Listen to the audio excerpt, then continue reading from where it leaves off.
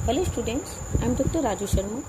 इससे पहले हम भारत के भौतिक विभाग के अंतर्गत हिमालय से संबंधित विभिन्न तथ्यों और हिमालय के भौगोलिक वर्गीकरण, प्रादेशिक वर्गीकरण और भूगर्भीय वर्गीकरण का अध्ययन कर चुके हैं। आज हम हिमालय की उत्पत्ति और उसके विकास का अध्ययन करेंगे। बच्चों, जैसे मैं पहले भी आपको बता चुकी हूँ कि आरंभ में जो हमें महाद्वीप और महासागर दिखाई दे रहे हैं, उनका ये स्वरूप नहीं था।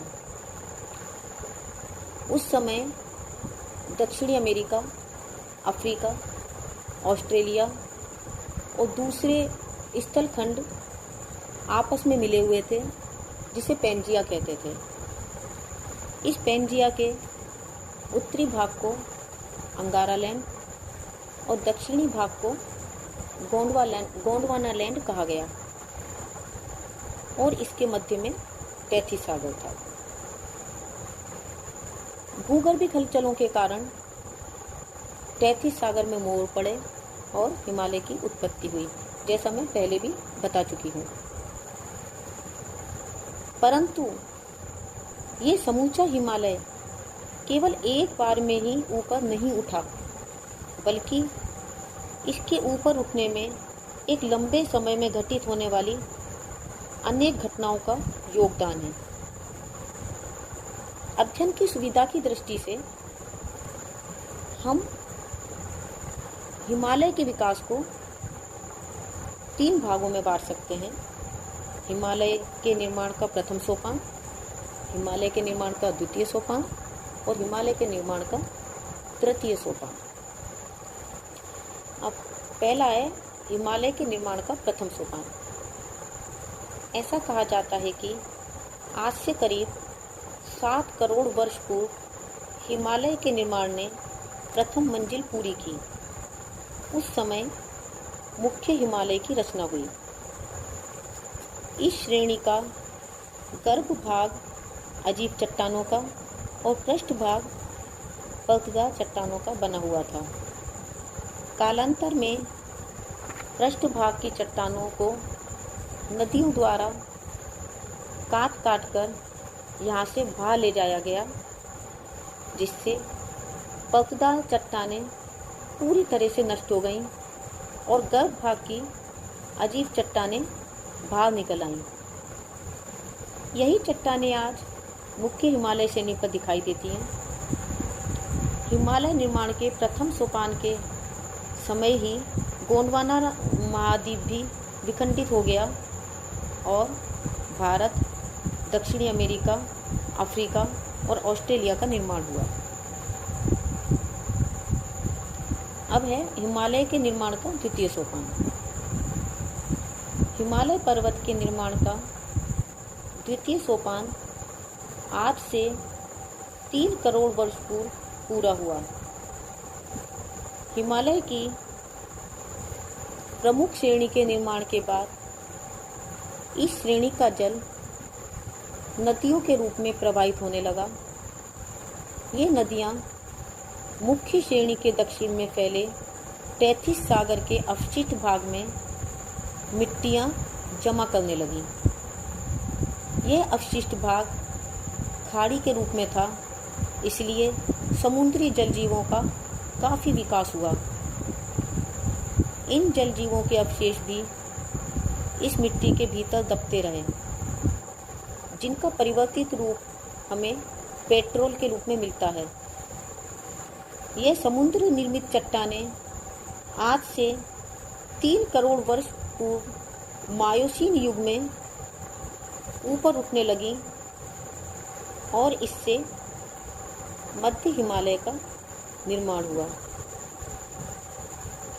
मध्य हिमालय के ऊपर उठने के साथ साथ मुख्य हिमालय श्रेणी भी ऊपर की ओर उठी और इस तरह से हिमालय के निर्माण का द्वितीय सोपान पूरा हुआ। अब है हिमालय के निर्माण का तृतीय सोपान।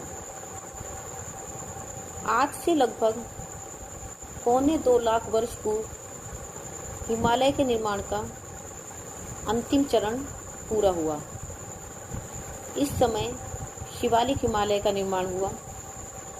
भूगर्भ में अचानक भयानक हलचल होने से भूपृष्ठ में भारी परिवर्तन होने लगे। इसके फलस्वरूप मध्य और महान हिमालय के दक्षिण और उसके समानांतर बहने वाली इंडो ब्रह्म नदी का तल भी भूपृष्ठ से लगभग 1500 मीटर ऊंचा उठ गया और एक पर्वत श्रेणी के रूप में परिवर्तित हो गया। इस पर्वत श्रेणी को शिवालिक श्रेणी भी कहते हैं। पीर पंजाल श्रेणी के निर्माण की घटना भी लगभग इसी समय ही घटित हुई। कारेवन नाम का सरोवर का जल तल भूगर्भिक हलचलों के फलस्वरूप ऊपर उठकर पीर पंजाल पर्वत श्रेणी के रूप में परिवर्तित हो गया। इसी समय कश्मीर की घाटी का निर्माण हुआ। कश्मीर की घाटी की वूलर और डल झीलें कारेवां सरोवर का ही अवशेष मात्र हैं। इस प्रकार हिमालय पर्वत एक लंबे काल में घटित होने वाली अनेक घटनाओं का परिणाम है। इसकी उत्पत्ति तैथिस सागर के ऊपर उठने से हुई। इस बारे में लगभग सभी विद्वान सहमत हैं। हिमालय पर्वत को ऊपर उठाने वाली शक्ति पर विभिन्न विद्वानों ने विभिन्न विचार व्यक्त किए हैं। कुछ विद्वानों का कहना है कि शक्ति प्रमुख रूप से दक्षिण की ओर से आई। भारतीय भूखंड उत्तर की ओर खिसका, जिससे तैथिस सागर के तल में मोड़ पड़े। इस विषय में वैदिल का मत है कि तिब्बत के पठार पर पीछे से दबाव आने से उसके किनारों के भागों में मोड़ पड़ गए। ये मोड़ इतने ऊपर उठे कि पठार से भी ऊंचे हो गए और यही मोड़ अब हिमालय पर्वत के रूप में विद्यमान है। इन मोड़ों का इतना अधिक ऊपर उठने का कारण यह भी था कि नदियों द्वारा मोड़ों का बहुत सा पदार्थ बह गया और उनमें अनेक गहरी घाटियाँ और दरारें बन गई। इसलिए संतुलन शक्ति के प्रभाव से उनको उठना पड़ा। डी.एन. वाडिया का मत है कि हिमालय का जन्म एक ओर से आने वाली धरातलीय धक्कों के कारण हुआ।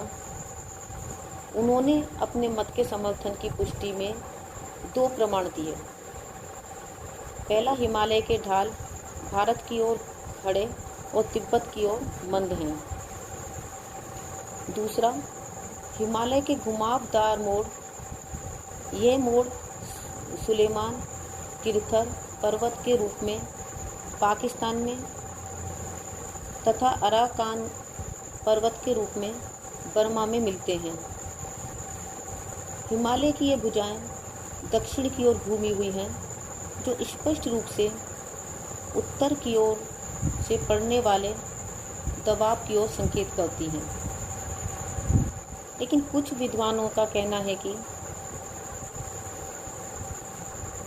हिमालय पर्वत के उत्पत्ति 2 भूखंडों के खिसकने से हुई। दोनों भूखंड एक दूसरे की ओर खिसके, जिससे तैथिस सागर के तल पर मोड़ पड़ गए। इस मत का समर्थन देव और बर्ड नामक विद्वानों ने किया। तो स्टूडेंट्स, आज हमने हिमालय की उत्पत्ति और उसके स्टेप बाय स्टेप जो उसका विकास हुआ उसका अध्ययन किया। नेक्स्ट टाइम हम भारत के उत्तरी मैदान का अध्ययन करेंगे।